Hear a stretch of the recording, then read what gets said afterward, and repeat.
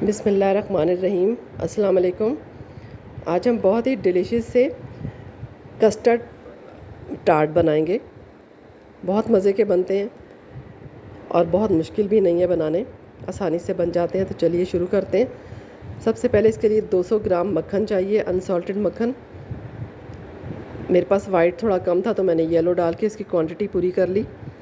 300 ग्राम icing sugar है जो छान के रखी हुई है। 350 ग्राम मैदा है, इसको भी छान के रखा हुआ है।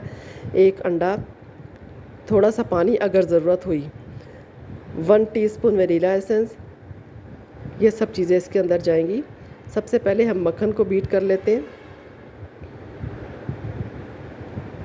मक्खन रूम टेम्परेचर पे होना चाहिए। उसके बाद आइसिंग शुगर डाल के इसको बीट कर लेंगे अच्छी तरह। जब ये अच्छे से बीट हो जाए तो इसमें एक अंडा डाल देंगे।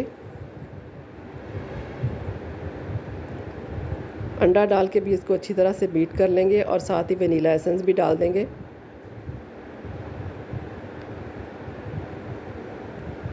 इन सब चीज़ों को अच्छे से बीट कर लें और जो मैदा छान के रखा हुआ था वो उसके अंदर थोड़ा थोड़ा करके डालें। शुरू में ये ब्रेड क्रम्स की शक्ल में आएगा, उसके बाद आपको हाथ से इसको मिक्स करना है। मैंने थोड़ा सा मशीन के साथ शुरू में बीट किया, उसके बाद हाथ से इसको मिक्स कर रही हूँ। इसको एक डो की फॉर्म में ले आएंगे और अच्छी तरह से मिक्स करके इसको 1 घंटे के लिए या आधे घंटे के लिए फ्रिज में रख देंगे ताकि ये टाइट हो जाए और बेलने में आसानी हो। देखिए टाइट हो गया। इसको एक बटर पेपर में डाल के आप बेलना शुरू करें ताकि इसमें क्रैक्स ना आए। नीचे एक नैपकिन भी बिछा लें ताकि ये अपनी जगह से ज़्यादा हिले ना। इसको 1/4 इंच मोटाई तक आप बेल लें।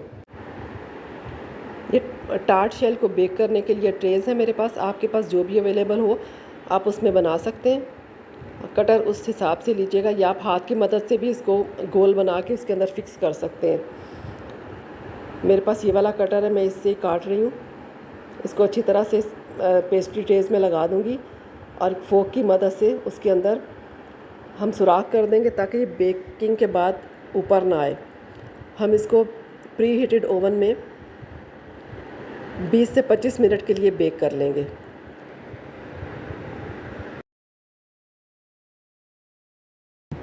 उसके बाद हम इसकी फिलिंग तैयार कर लेंगे। 4 अंडों की जर्दी ली है मैंने, 4 टेबलस्पून कॉर्नफ्लोर लिया है, 4 टेबलस्पून ही चीनी ली है, 1 कप दूध लिया है, 1 टीस्पून वनीला एसेंस लिया है। ये सब चीज़ें डाल के इसको आप चूल्हे पे रखने से पहले मिक्स कर लें अच्छी तरह से। जब ये अच्छे से मिक्स हो जाए तो हल्की आंच पे इसको आप चूल्हे पे रखें और मुस्तकिल चम्मच हिलाते हुए इसको एक कस्टर्ड की शक्ल में ले आएं। इसमें लम्स या गुठलियाँ वगैरह ना हो। ये देखिए हमारे टार्ट शेल भी तैयार हो गए और कस्टर्ड भी बनने वाला है हमारा। बस ये कस्टर्ड भी तैयार हो गया है। एक पाइपिंग बैग लेके उसमें कोई सा भी नोज़ल लगा के उसमें ये कस्टर्ड फिल कर लें